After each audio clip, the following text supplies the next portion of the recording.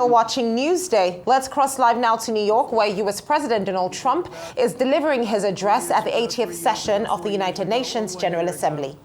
We were a laughingstock all over the world. At the NATO summit in June, virtually all NATO members formally committed to increase defense spending, at my request, from 2% to 5% of GDP, making our alliance far stronger and more powerful than it was ever before. In May, I traveled to the Middle East to visit my friends and rebuild our partnerships in the Gulf, and those valued relationships with Saudi Arabia, Qatar, and the UAE and other countries are now, I believe, closer than ever before. My administration has negotiated one historic trade deal after another, including with the United Kingdom, the European Union, Japan, South Korea, Vietnam, Indonesia, the Philippines, Malaysia, and many, many others. Likewise, in a period of just 7 months, I have ended 7 unendable wars. They said they were unendable.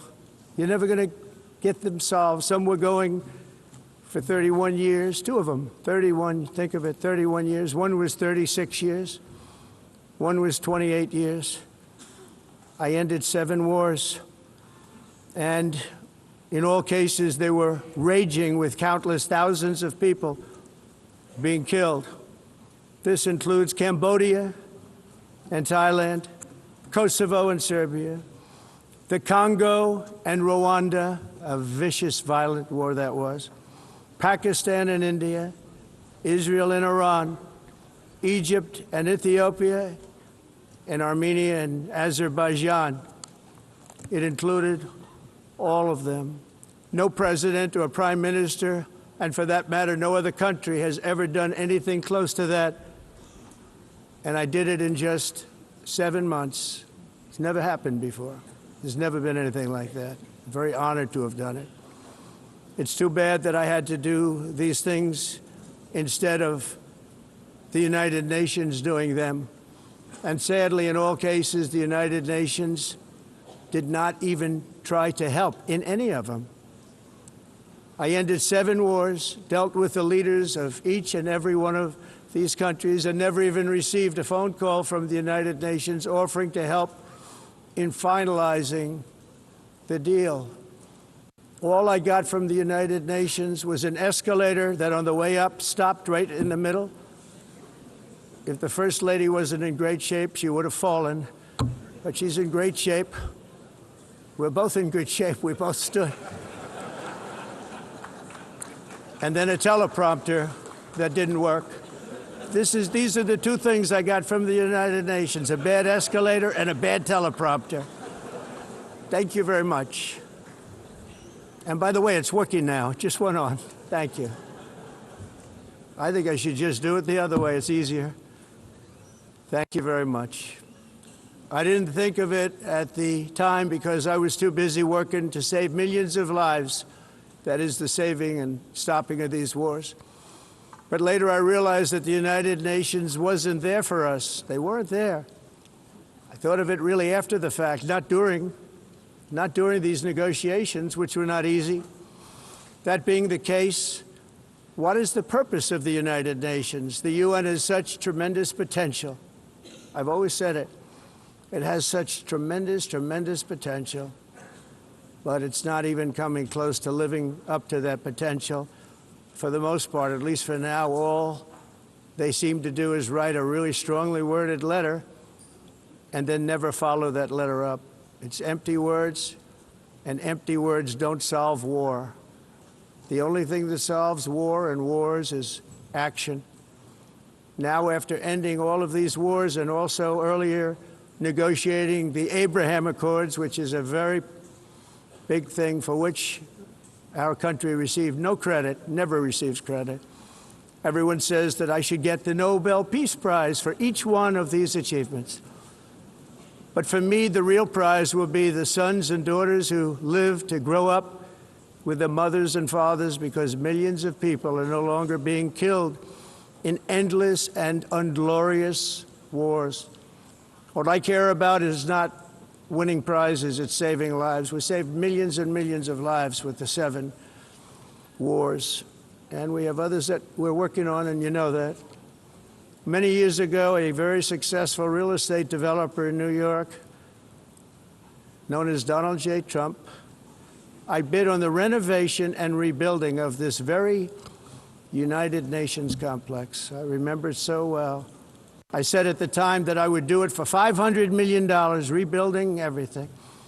It would be beautiful. I used to talk about, I'm going to give you marble floors. They're going to give you terrazzo. I'm going to give you the best of everything. You're going to have mahogany walls. They're going to give you plastic. But they decided to go in another direction, which was much more expensive at the time, and which actually produced a far inferior product. And I realized that they did not know what they were doing when it came to construction, and that their building concepts were so wrong, and the product that they were proposing to build was so bad and so costly. It was going to cost them a fortune. And I said, and wait till you see the overruns. Well, I turned out to be right. They had massive cost overruns and spent between $2 and $4 billion on the building and did not even get the marble floors that I promised them. You walk on terrazzo. Do you notice that? As far as I'm concerned, frankly, looking at the building and getting stuck on the escalator, they still haven't finished the job. They still haven't finished. That was years ago. The project was so corrupt that Congress actually asked me to testify before them on the tremendous waste of money, because it turned out that they had no idea what it was, but they knew it was anywhere between $2 and $4 billion as opposed to $500 million with a guarantee. But they had no idea, and I said it cost much more than $5 billion. Unfortunately, many things in the United Nations are happening just like that, but on an even much bigger scale, much, much bigger. Very sad to see. Whether the UN can manage to play a productive role, I've come here today to offer the hand of American leadership and friendship to any nation in this assembly that is willing to join us in forging a safer, more prosperous world. And it's a world that we'll be much happier with. A dramatically better future is within our reach. But to get there, we must reject the failed approaches of the past and work together to confront some of the greatest threats in history. There is no more serious danger to our planet today than the most powerful and destructive weapons ever devised by man, of which the United States, as you know, has many. Just as I did in my first term, I've made containing these threats a top priority, starting with the nation of Iran. My position is very simple. The world's #1 sponsor of terror can never be allowed to possess the most dangerous weapon. That's why, shortly after taking office, I sent the so-called Supreme Leader a letter making a generous offer.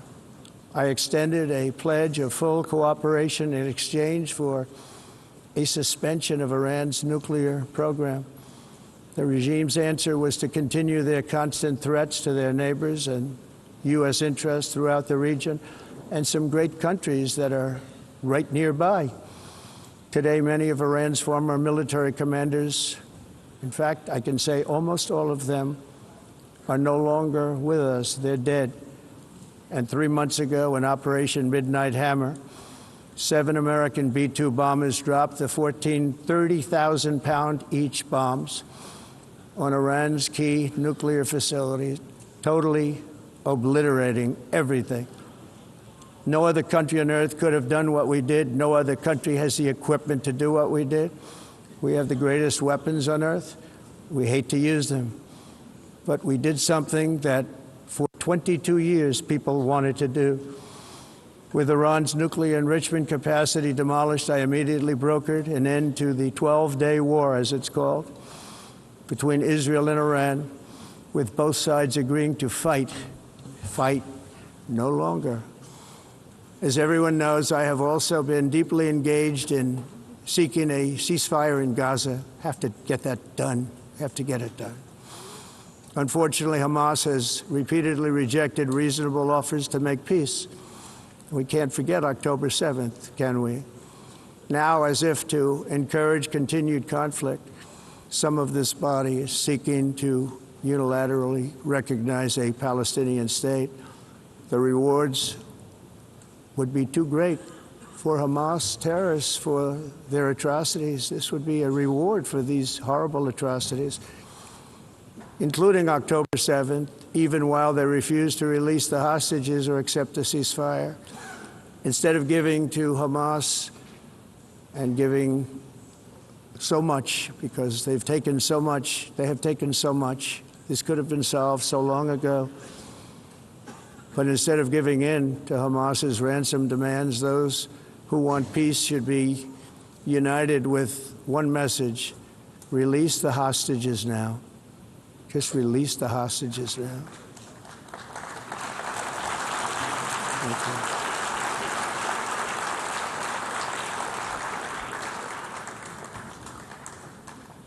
Thank you.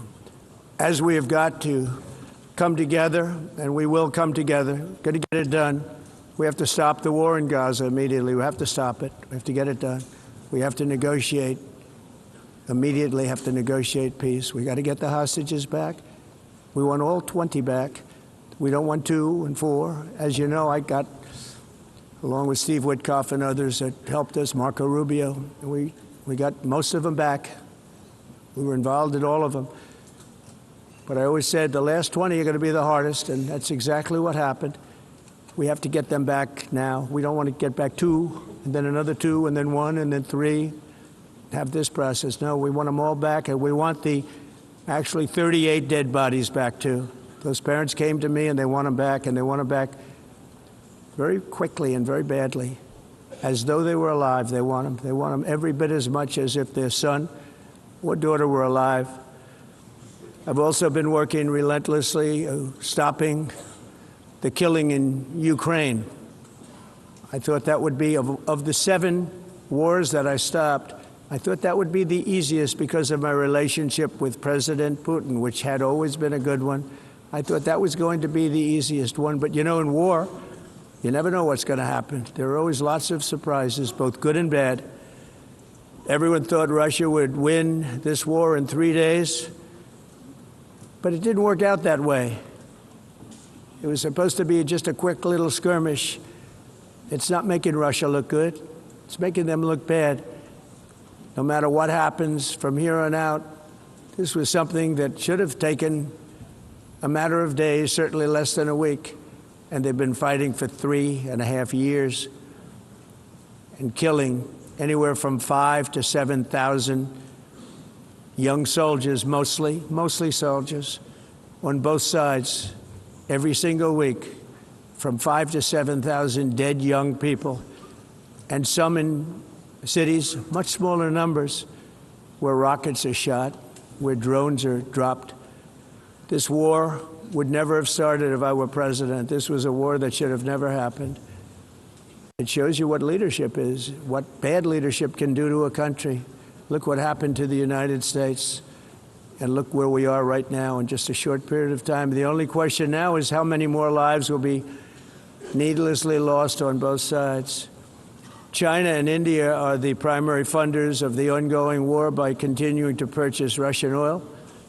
But inexcusably, even NATO countries have not cut off much Russian energy and Russian energy products, which, as you know, I found out about 2 weeks ago, and I wasn't happy. Think of it. They're funding the war against themselves. Who the hell ever heard of that one? In the event that Russia is not ready to make a deal to end the war, then the United States is fully prepared to impose a very strong round of powerful tariffs, which would stop the bloodshed, I believe, very quickly. But for those tariffs to be effective, European nations, all of you are gathered here right now, would have to join us in adopting the exact same measures. I mean, you're much closer to this city. We have an ocean in between. You're right there. And Europe has to step it up.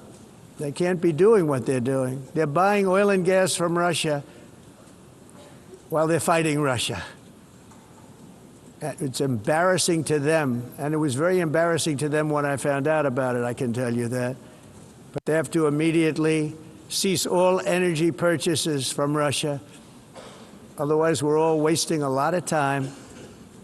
So I'm ready to discuss this. We're going to discuss it today with the European nations, all gathered here. I'm sure they're thrilled to hear me speak about it, but that's the way it is. I like to speak my mind and speak the truth. As we seek to reduce the threat of dangerous weapons today, I'm also calling on every nation to join us in ending the development of biological weapons once and for all. And biological is terrible, and nuclear is even beyond, and we include nuclear in that.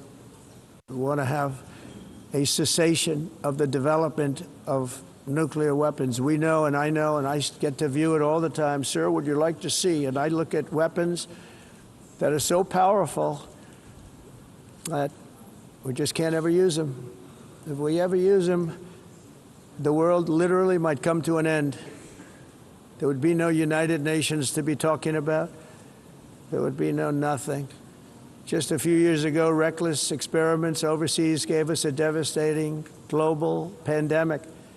Yet despite that worldwide catastrophe, many countries are continuing extremely risky research into bioweapons and man-made pathogens. This is unbelievably dangerous. To prevent potential disasters, I'm announcing today that my administration will lead an international effort to enforce biological weapons convention, which is going to be meeting with the top leaders of the world by pioneering an AI verification system that everyone can trust.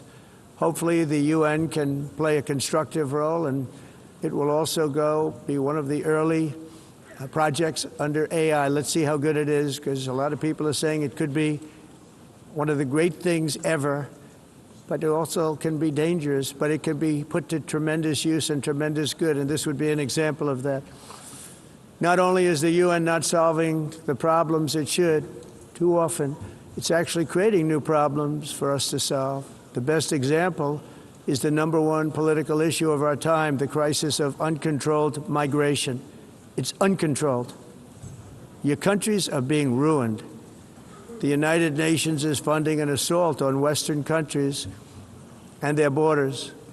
In 2024, the UN budgeted $372 million in cash assistance to support an estimated 624,000 migrants journeying into the United States. Think of that. The UN is supporting people that are illegally coming into the United States, and then we have to get them out. The UN also provided food, shelter, transportation, and debit cards to illegal aliens. Can you believe that? On the way to infiltrate our southern border. Millions of people came through that southern border. Just a year ago, millions and millions of people were pouring in, 25 million altogether over the 4 years of the incompetent Biden administration. And now we have it stopped, totally stopped. In fact, they're not even coming anymore because they know they can't get through. But what took place is totally unacceptable. The UN is supposed to stop invasions, not create them and not finance them. In the United States, we reject the idea that mass numbers of people from foreign lands can be permitted to travel halfway around the world, trample our borders, violate our sovereignty, cause unmitigated crime, and deplete our social safety net. We have reasserted that America belongs to the American people, and I encourage all countries to take their own stand in defense of their citizens as well. You have to do that because I see it. I'm not mentioning names. I see it, and I can call every single one of them out. You're destroying your countries. They're being destroyed. Europe is in serious trouble. They've been invaded by a force of illegal aliens like nobody's ever seen before. Illegal aliens are pouring into Europe. Nobody is ever, and nobody's doing anything to change it, to get them out. It's not sustainable. And because they choose to be politically correct, they're doing just absolutely nothing about it.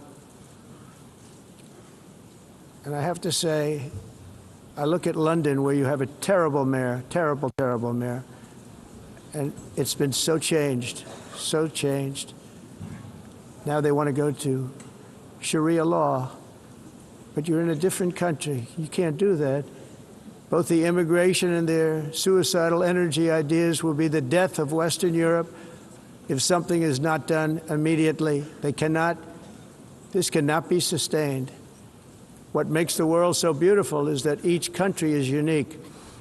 But to stay this way, every sovereign nation must have the right to control their own borders. You have the right to control your borders, as we do now, and to limit the sheer numbers of migrants entering their countries and paid for by the people of that nation that were there and that built that particular nation at the time. They put their blood, sweat, tears, money into that country, and now they're being ruined. Proud nations must be allowed to protect their communities and prevent their societies from being overwhelmed by people they have never seen before, with different customs, religions, with different everything. Where migrants have violated laws, lodged false asylum claims, or claimed refugee status for illegitimate reasons, they should, in many cases, be immediately sent home.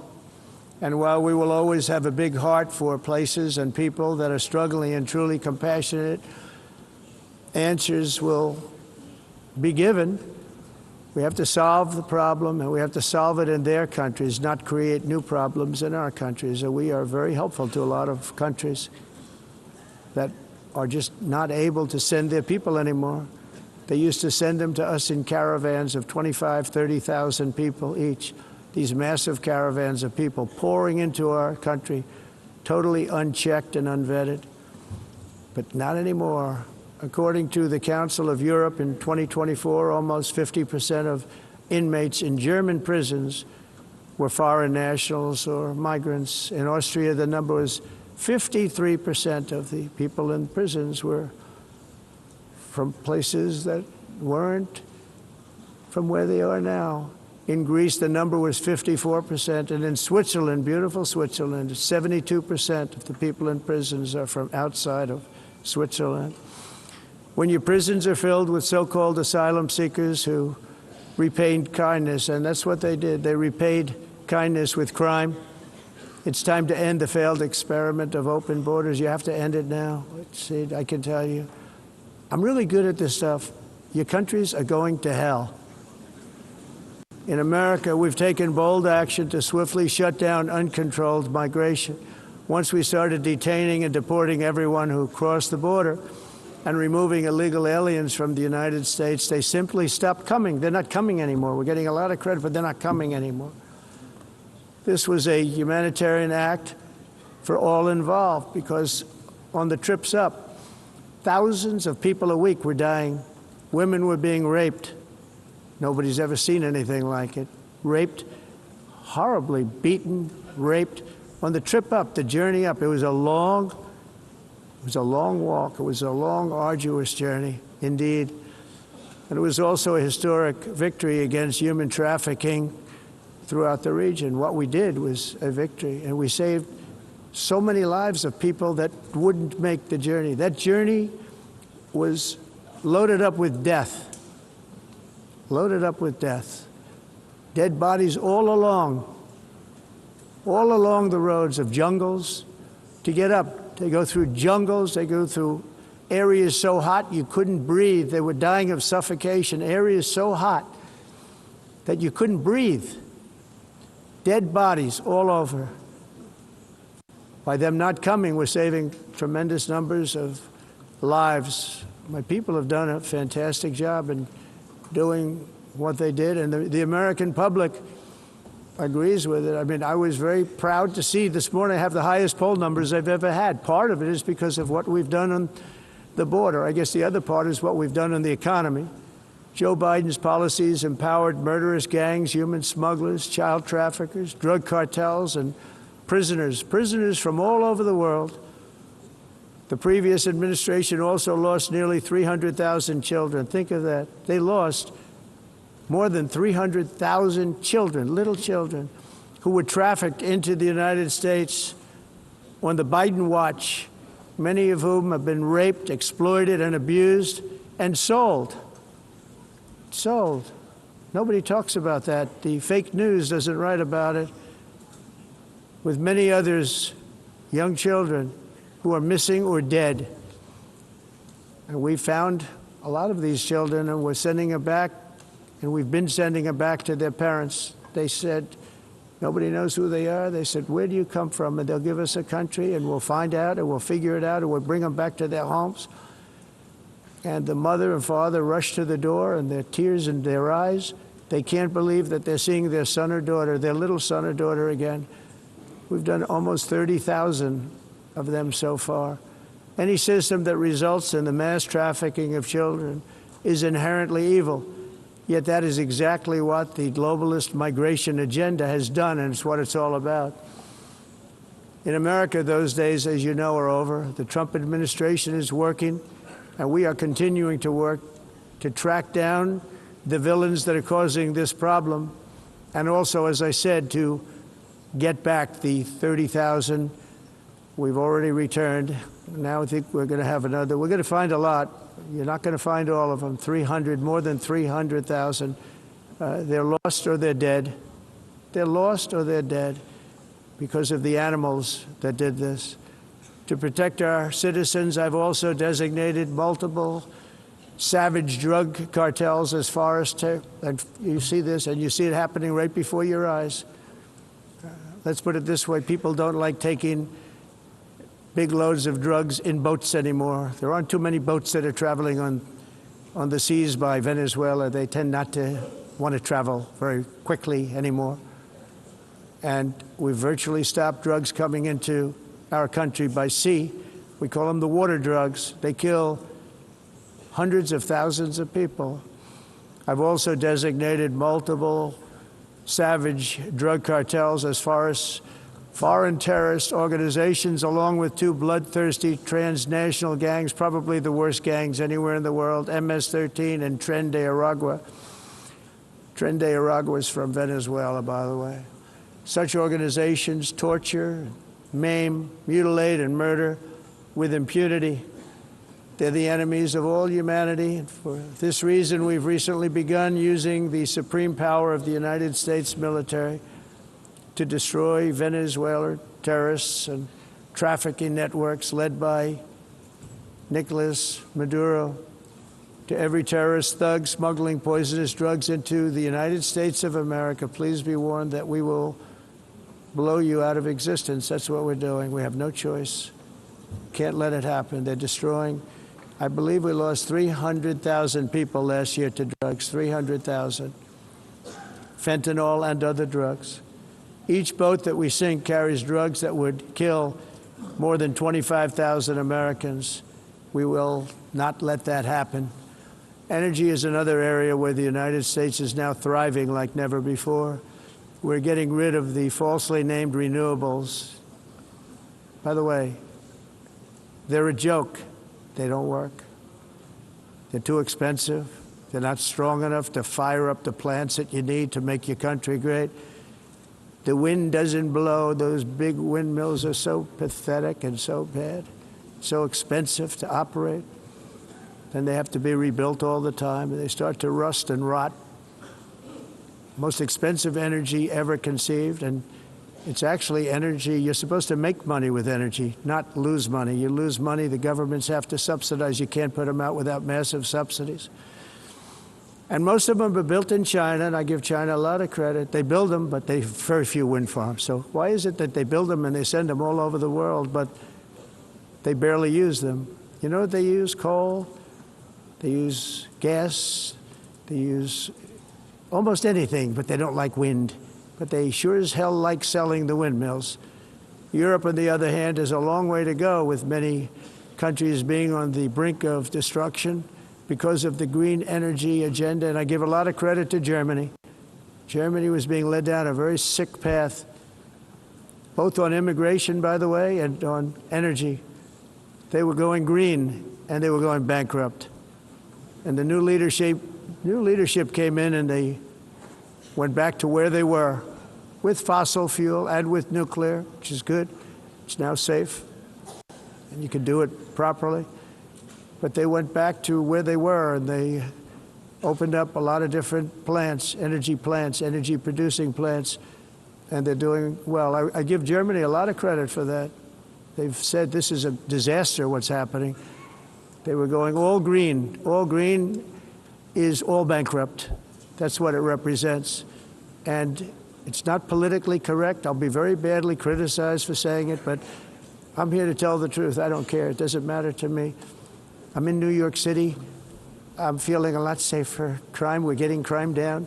And by the way, speaking of crime, Washington, D.C. Washington, D.C.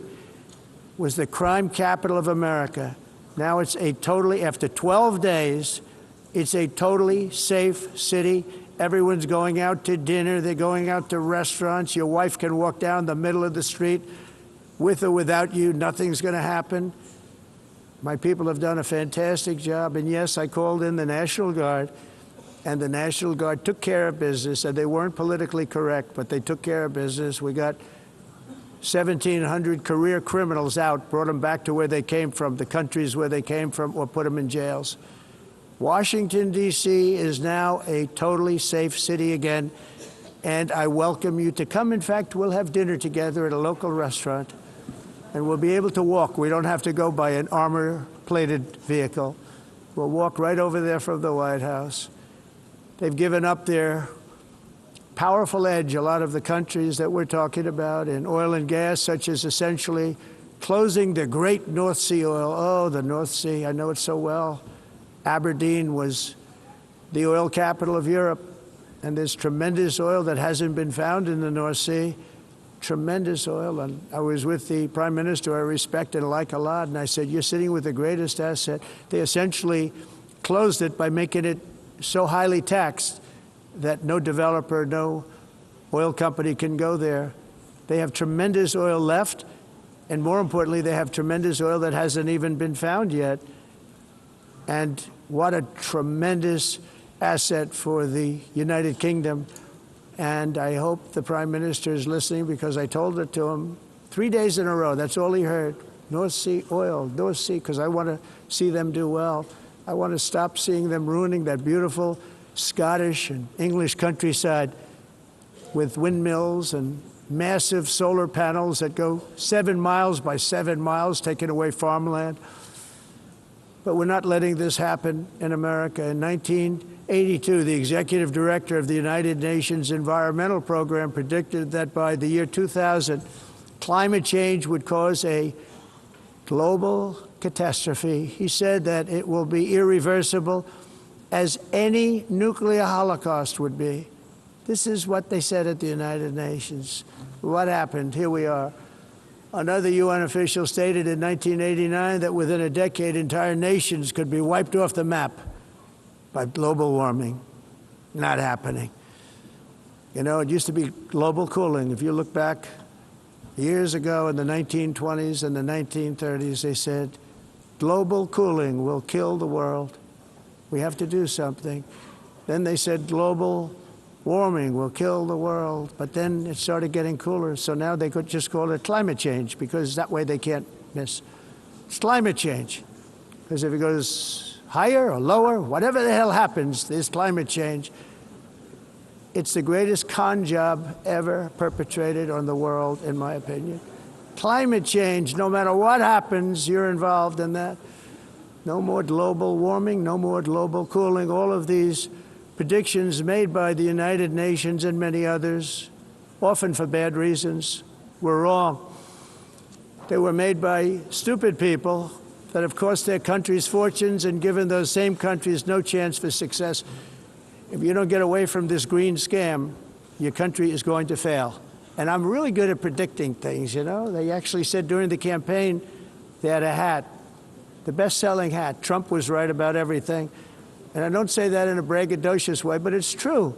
I've been right about everything. And I'm telling you that if you don't get away from the green energy scam, your country is going to fail. And if you don't stop people that you've never seen before, that you have nothing in common with, your country is going to fail. I'm the president of the United States, but I worry about Europe. I love Europe. I love the people of Europe. And I hate to see it being devastated by energy and Immigration.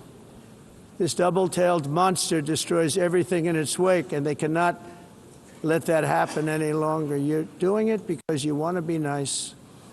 You want to be politically correct, and you're destroying your heritage.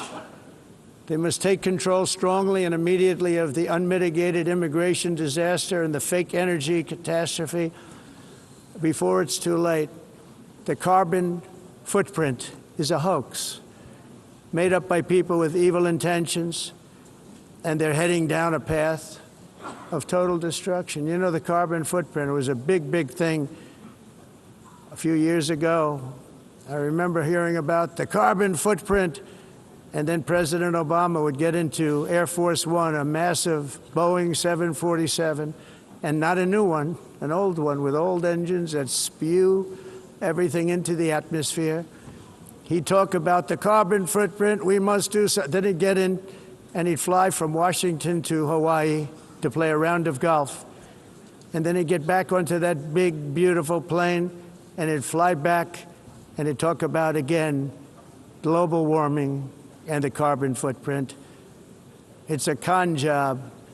At extreme cost and expense, Europe reduced its own carbon footprint by 37%. Think of that. Congratulations, Europe. Great job. You cost yourself a lot of jobs, a lot of factories closed, but you reduced the carbon footprint by 37%. However, for all of that sacrifice and much more, it's been totally wiped out and then some by a global increase of 54%.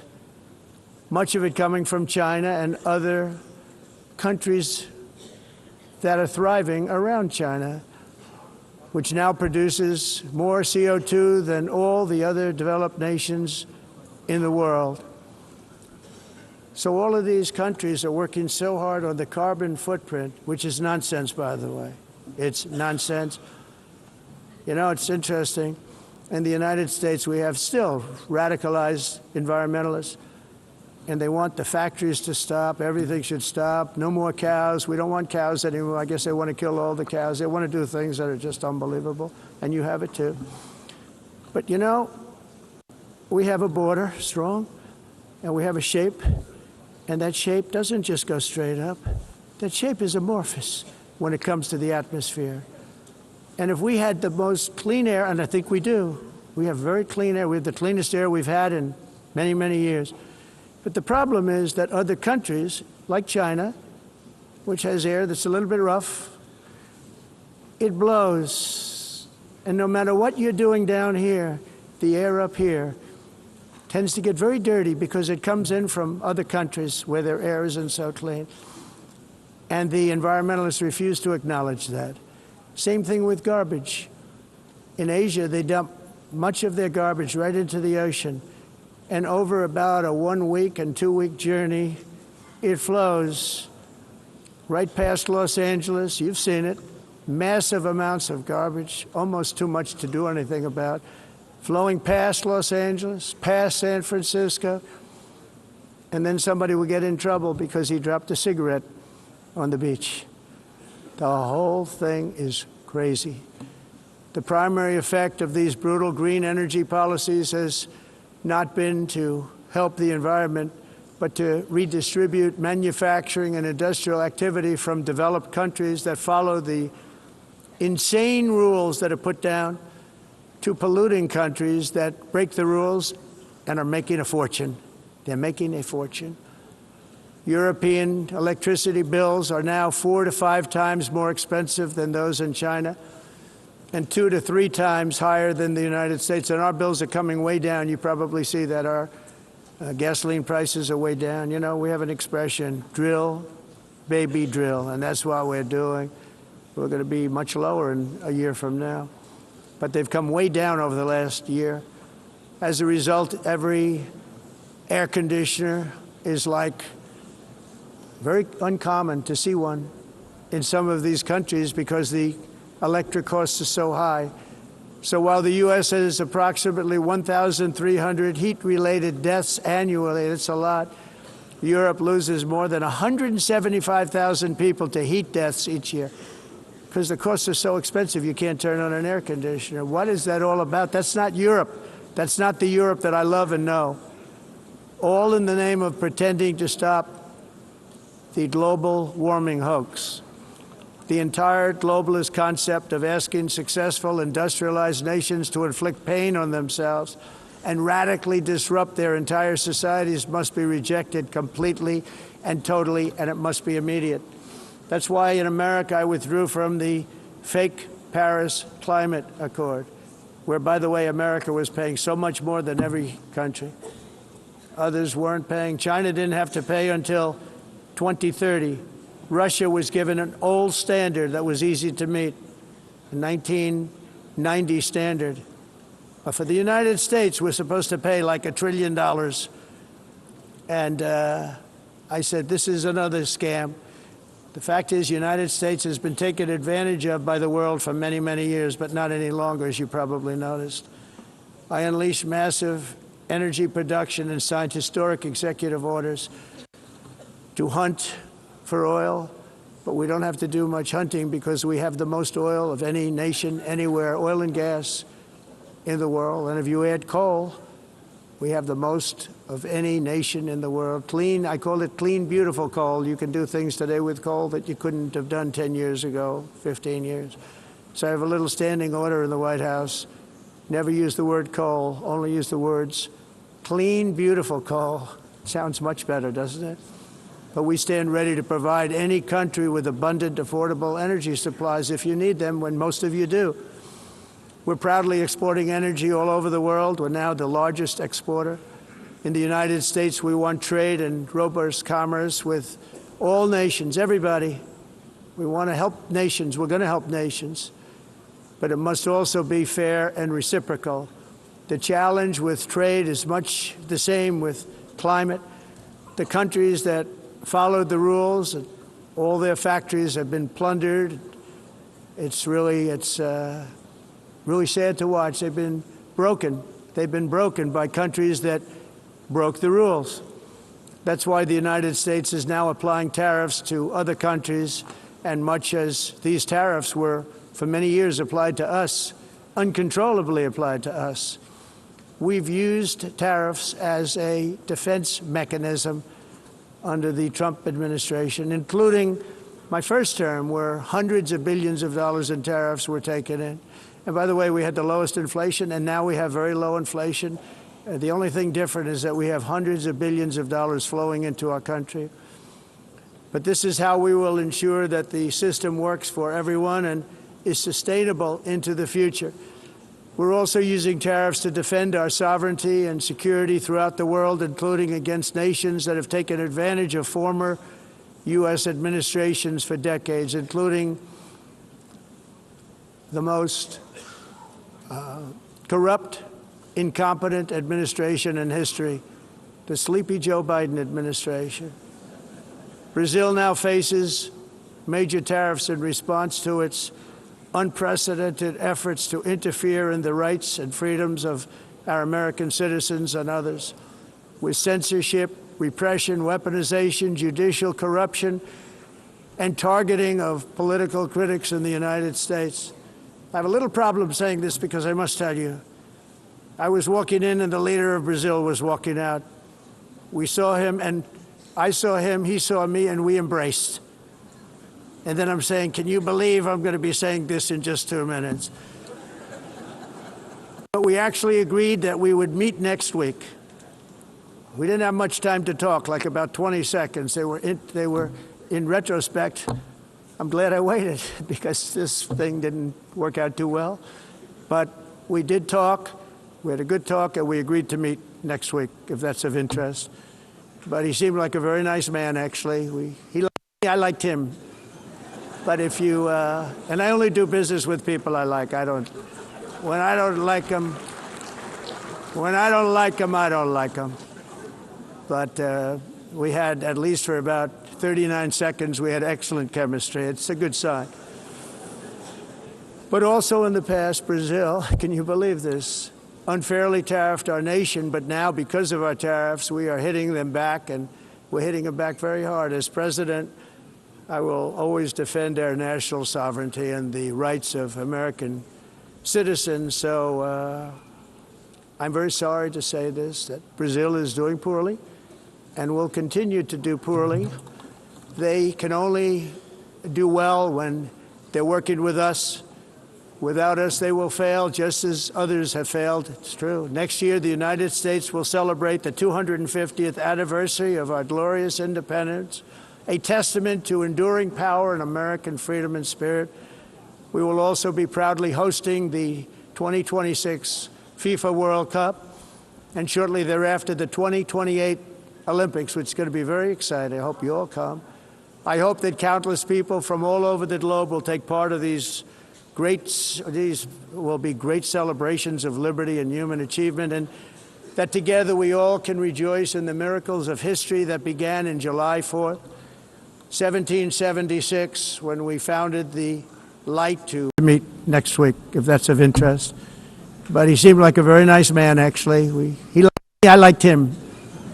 But if you, and I only do business with people I like. When I don't like them, I don't like them. But we had, at least for about 39 seconds, we had excellent chemistry. It's a good sign. But also in the past, Brazil, can you believe this, unfairly tariffed our nation, but now because of our tariffs, we are hitting them back, and we're hitting them back very hard. As president, I will always defend our national sovereignty and the rights of American citizens. So I'm very sorry to say this, that Brazil is doing poorly and will continue to do poorly. They can only do well when they're working with us. Without us, they will fail, just as others have failed. It's true. Next year, the United States will celebrate the 250th anniversary of our glorious independence, a testament to enduring power and American freedom and spirit. We will also be proudly hosting the 2026 FIFA World Cup, and shortly thereafter, the 2028 Olympics, which is going to be very exciting. I hope you all come. I hope that countless people from all over the globe will take part of these will be great celebrations of liberty and human achievement, and that together we all can rejoice in the miracles of history that began in July 4th, 1776, when we founded the Light to all nations. And it's something really that an amazing thing came out of that date. It's called the United States of America. In honor of this momentous anniversary, I hope that all countries who find inspiration in our example will join us in renewing our commitment, values, and those values really that we hold so dear. Together, let us defend free speech and free expression. Let us protect religious liberty, including for the most persecuted religion on the planet today. It's called Christianity. And let us safeguard our sovereignty and cherish qualities that have made each of our nations so special, incredible, and extraordinary. In closing, I just want to repeat that immigration and the high cost of so-called green renewable energy is destroying a large part of the free world and a large part of our planet. Countries that cherish freedom are fading fast because of their policies on these two subjects. You need strong borders and traditional energy sources if you are going to be great again. Whether you have come from north or south, east or west, near or far, every leader in this beautiful hall today represents a rich culture, a noble history, and a proud heritage that makes each nation majestic and unique, unlike anything else in human history or any other place on the face of the earth. From London to Lima, from Rome to Athens, from Paris to Seoul, from Cairo to Tokyo and Amsterdam to right here in New York City, we stand on the shoulders of the leaders and legends, generals and giants, heroes and titans who won and built our beloved nations, all of our nations, with their own courage, strength, spirit, and skill. Our ancestors climbed mountains, conquered oceans, crossed deserts, and trekked over wide open plains. They charged into thunderous battles, plunged into grave dangers, and they were soldiers and farmers and workers and warriors and explorers and patriots.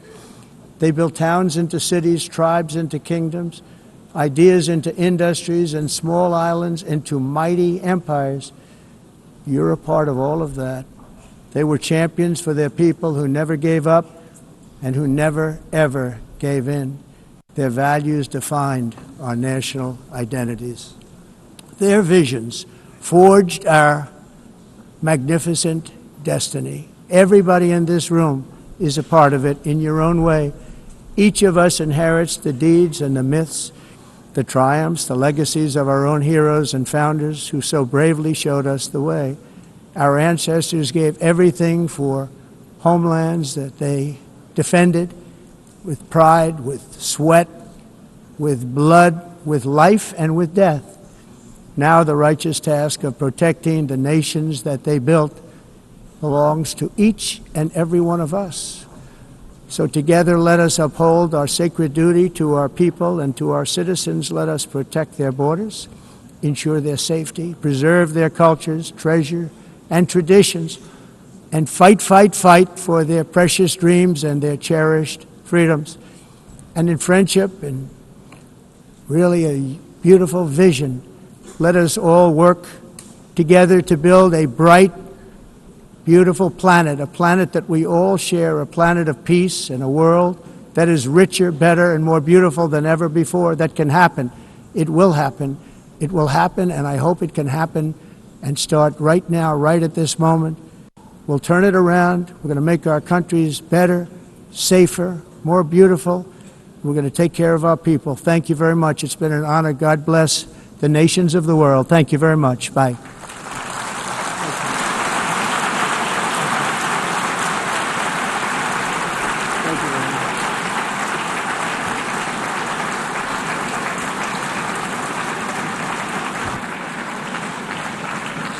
On behalf of the Assembly, I wish to thank the President of the United States,